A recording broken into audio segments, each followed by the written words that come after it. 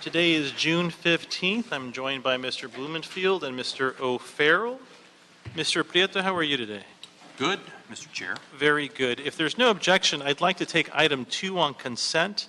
I need to continue item 1, and that will take us to item number 3. Certainly, Mr. Chair. Item So number we can 3. take 3 and 4 together, in fact. Perfect. Number 3 and 4 both relate to DWP reports relative to proposed agreements with two divisions of General Electric for proprietary professional, technical, and repair services. We have staff from the Department of Water and Power on both those items. Good afternoon. Good afternoon, council members. My name is Jack Weitznegger from DWP Power Engineering Division. Daryl Yonamine with LADWP. Good afternoon.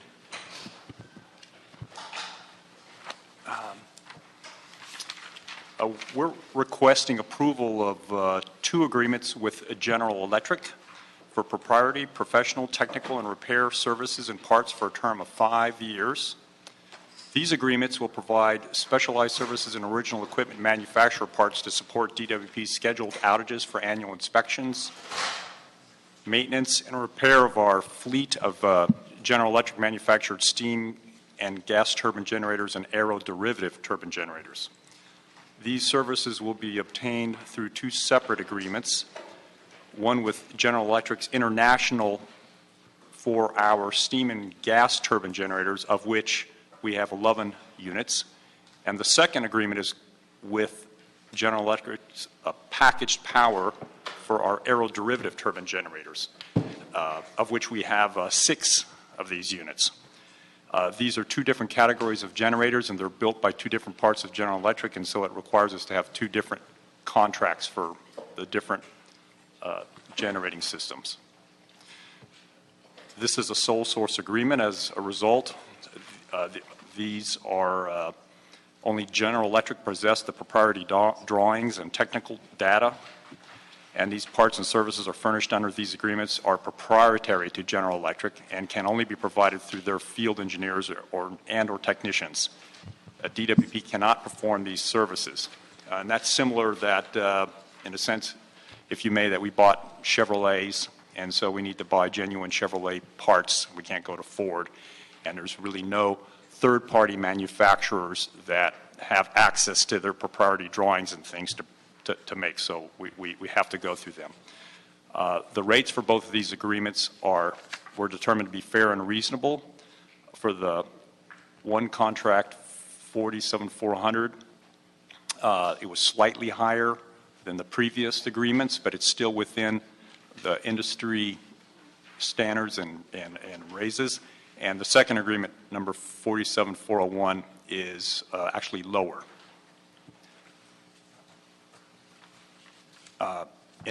In addition, it's important to have these proprietary parts because a lot of the older or some of the newer units and things are still under warranty, and if we don't have the parts, we're going to void the warranty and not ensure that these units will continue to run. This contract will be a task managed, so that we're only going to buy as much as we need. However, we have anticipated during the next 5 years all the different outages that are required for each of the units.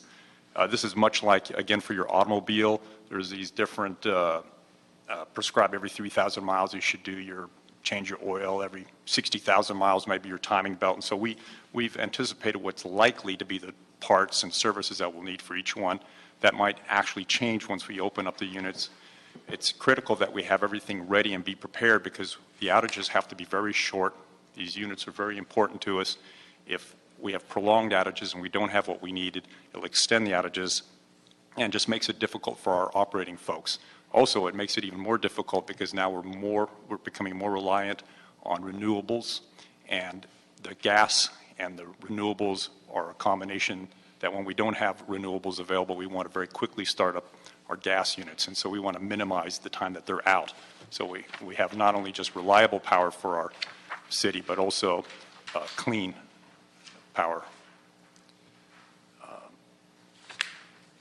And with that, I'm ready for any questions. Very good. Colleagues? Mr. Blumenfield? Just trying to clarify, so either way, however you did it, it's going to be a sole source contract. There's no alternative to that, correct? That's correct. So the issue is really about whether you do it a case-by-case basis or you have this global contract where you could presumably save additional funding and have greater efficiencies. That's correct, yes. And it's nice to have it for a 5-year period, and then we can concentrate on just keeping these units maintained rather than, many times a year for every outage for all these different units, having to, negotiate. And Seems to make a lot of sense. Is there any downside to doing it this way? I mean, I don't see it. It just looks like almost a no-brainer, but what's...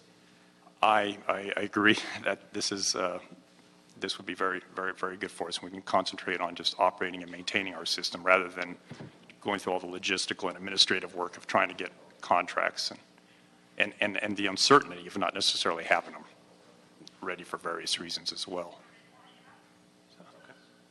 Thank you. All right, very good. I don't have any questions. Let's go ahead and take some public comment on it. This is item 4 and 5, so Mr. Preto will give the speakers 1 minute on each, so that's 2 minutes. Mr. Wayne and Mr. Hunt. Actually, it's item 3 and 4, correct? I'm sorry, 3 and 4. Okay. Very good. If you could just make room for the public comment. Oh, I guess the ratepayer advocate. Sure. Ratepayer advocate, did you have something that you wanted to add before we have our To public? get their blessing on this. We concur with your observations. Very good. All right, Mr. Hunt and Mr. Spindler.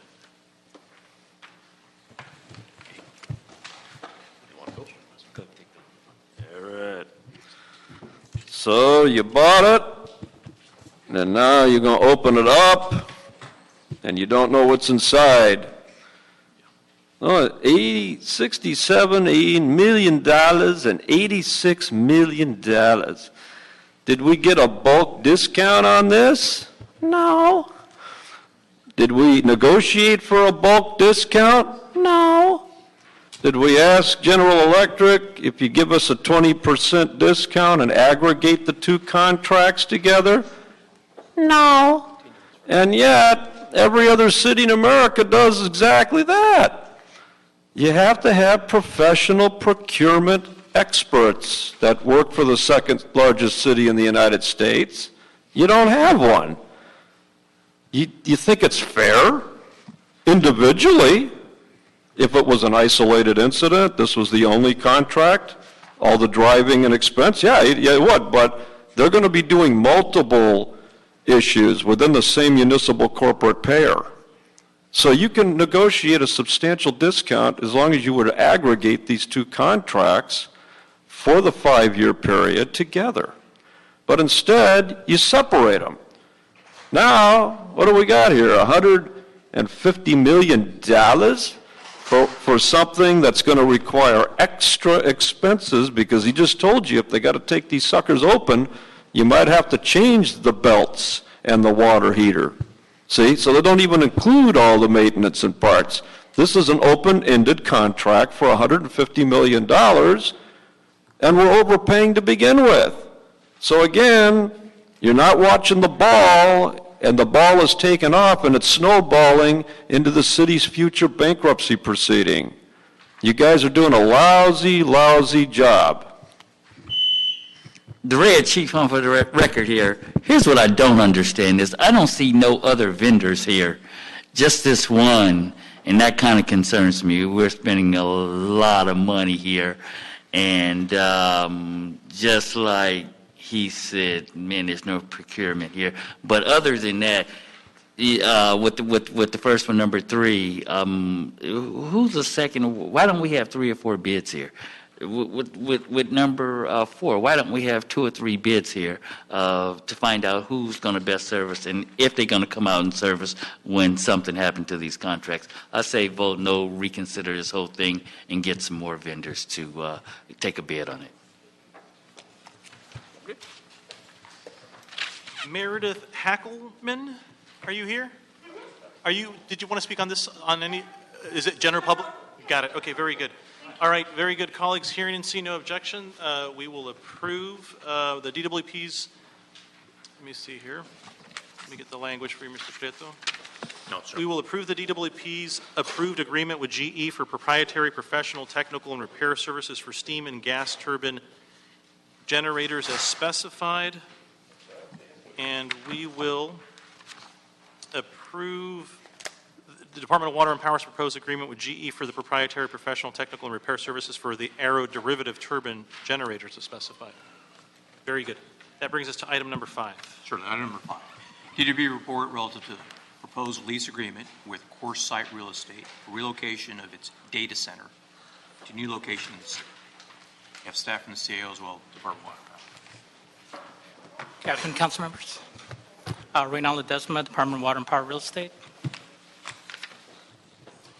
We're asking, we're requesting approval of a 10-year term with a 5-year option between LADWP and CoreSite Real Estate for data center co-location services. The dollar amount is, after it's netted out, it's $38 million, $38,804,000. And happy to answer any questions. Very good. CAO? Well, in addition to Robert Roth, CAO, in addition to what DWP has stated, approval of this resolution authorizes a 15-year lease. It does consist, as mentioned, 10 years initial, 5 years extension. This facility is essential for providing space, power capacity, data communications. It has cooling infrastructure for a continuous operation. Other companies are located there. It is within the city of Los Angeles. As it was mentioned, the total cost of the facility that was mentioned is netting out DWP bills that this other company, CoreSite, will be paying. So essentially having them as a customer and as a contractor for us, there's an offset in when they make their $18 million in utility bill payments to us. That's reducing the net cost of this contract. So thus, the amount is $38.8 million over the 15-year period. Got There's it. And for the department, accessibility during an emergency, how is this site ideal? Mark Townsend, Interim Chief Information Officer, LADWP. The facility is located within walking distance of the downtown facility. I wouldn't say easy walking distance, but JFP? yeah. Got it. Okay. Colleagues? Yeah, I had a question. It seems great to me, and just on the math of netting out the energy costs, didn't quite understand it because you're subtracting out the 18.7 million, but aren't we still paying for that energy? I would think the delta would be, what's the cost of generating that energy is probably, let's say it's 15 million. So I would think we would be saving 3 million, not 18 million. And I'm probably just missing in the way we're doing the math, but So over a 15-year period, we would expect to use close to $18 million worth of power to run the data center. So the $18 million would be paid by CoreSite back to LADWP. So obviously there's some cost of actually generating that, but we would receive income from CoreSite of $18 million, which if you offset against the $58 million, the cost is $18 million. But I do recognize there is cost of generation that is... Right, which is why I thought the offset should be a very small, a much smaller fraction of the 18 million, right? Because if it's $18 million is what they're paying us over the course of those years, how much is it costing us to generate that energy over those years? It's got to be more than half of that, right? I'm not sure I did that calculation, and Mike Webster is missing. I mean, I don't think I don't think it matters as much. It's probably not changing. I don't think the numbers are that tight anyway at the end of the day to change the decision point. But I just couldn't get my head around that offset and how that works. Right, and in the various items we looked at several different options, and we included power cost into all the pricing options. In this case, the note really was that some of this revenue does come back to the department. Yeah, obviously, it doesn't totally offset. This was an issue that came up when there was consideration of another location outside the city of Los Angeles. They would be a customer of Edison, I believe, SoCal Edison. And in that scenario, the cost of energy was just something that gets passed on to DWP. Because this company is uniquely located in Los Angeles, then those bills essentially return to DWP. You are absolutely right. We don't have a calculation that's breaking down probably to enough of a degree what the actual cost of energy is and what that net truly should be. What is requested in this resolution, though, is authority to up to $57 million, which is actually the entire amount of paying to CoreSite for this service. The additional calculation subsequent to that, which we're using to net it down to a lower number, is perhaps debatable. Okay, I guess just, if it mattered, I'd want to see how it breaks out, but. Right, all the comparisons that were in the board letter included power in them. So the various different options of staying in this current location, moving to build your own data center, a modular data center, or go into co-location, they all included the power cost. So the $58 million that we had that we have budgeted for the co-location facility was compared against the cost of building a data center and powering that data center for a 15-year period. So that was the comparison that was done. It just wasn't apples to apples in the sense that if it was Edison that we were paying, then we'd truly be paying $18 million. Yes. Since it's ourselves that we're paying, we're only paying, $15 million. Guy Lipa, Deputy Director of the Joint System, we would be happy to do that calculation for you, Council Member. I think it's important to remember that the incremental cost of generating that amount of electricity, we wouldn't actually not generate that electricity, so it wouldn't reduce our generation usage either way, but we can do that incremental calculation for you if you'd like. I don't need to. It's just sort of the way I'm thinking about it. I wanted to make sure I was thinking about it in the proper way. We'll include that in future analysis. Okay, thank you. Mr. O'Farrell, do you have any questions? Thank you, Mr. Chair. One question. What will happen to the current multi-purpose facility that you're at? What will happen with that space?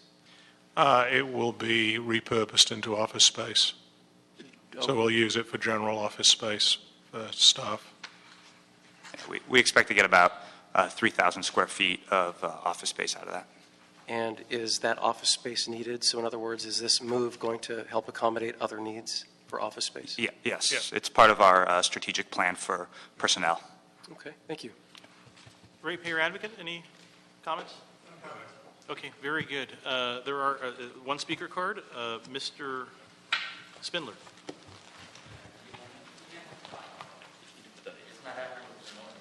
That's right.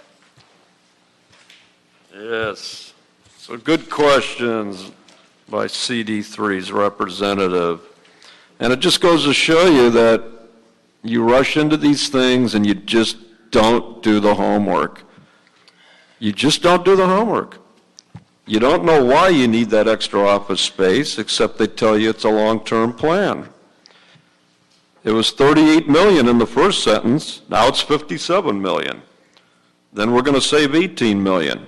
But we're not really going to save $18 million because, as Councilman Blumenfield brilliantly points out, there are generation costs for the electricity that gets generated. So it's not free energy. It's not an $18 million offset.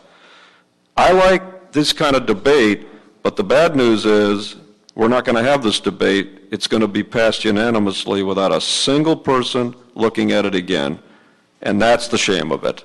Good questions, but we're not going to have the debate. All right, colleagues, without objection, we'll go ahead and approve the Department of Water and Power's proposed lease agreement with CoreSite to provide data center space and related co-location services. Mr. Prieto, that brings us to general public comment. We've got Mr. Hunt, Mr. Spindler, and Ms. Hackelman. Come on up.